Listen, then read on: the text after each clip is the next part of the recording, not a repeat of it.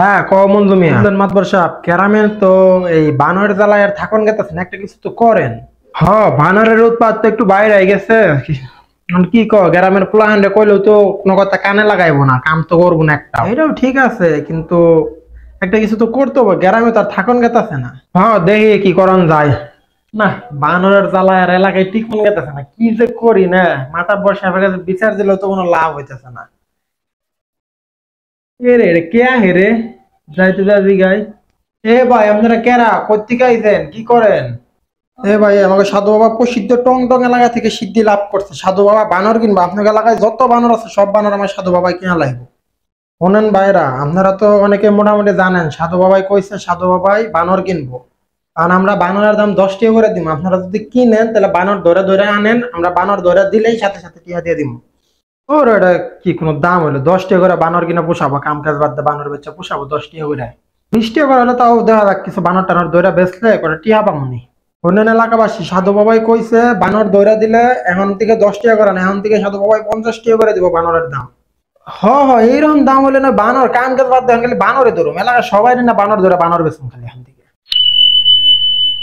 শুনেন ভাই আপনার এলাকায় তো বানর শেষ একবারে, এখন আমার যদি 4,000 টাকা দেন সাধু বাবার আস্তানা থেকে আমি বানর বের করে দিব। হরু ভাই এটা কোনো কথা কইলেন, 4,000 টাকা করে বানর গুলো পোষাবো, সমস্যা না, আপনার সাধু বাবার কাছে 5,000 টাকা করে বেচবেন, সাধু বাবা 5,000 টাকা করে বেচে জানেন না? আর শুনেন আমি গোপন সূত্রে শুনছি সাধু বাবা এই বানরের দাম 50,000 পর্যন্ত নিব। হ্যাঁ তাইলে কিনে যাবো, 4,000 টাকা কিনা 5,000 টাকা বেচালে অনায়াসে কিনে যাবো, সমস্যা নাই কোনো। মাতব্বর সাহেব খবর পাইছেন নি? আরে বন্ধু মিয়া লাফাইতে থাকে, থামো থামো, কি হয়েছে ক, আস্তে আস্তে ক। শোনেন মাতব্বর সাহেব, আমি একটা গোপন সূত্রে খবর পাইছি সাধু বাবা 50,000 টাকা করে বানর কিনবো, এখন তো এলাকায় কোনো বানর নাই, সাধু বাবার শাকটা চুরি করে 8,000 টাকা করে বেচে, কিনে রাখবেন নাই কিছু?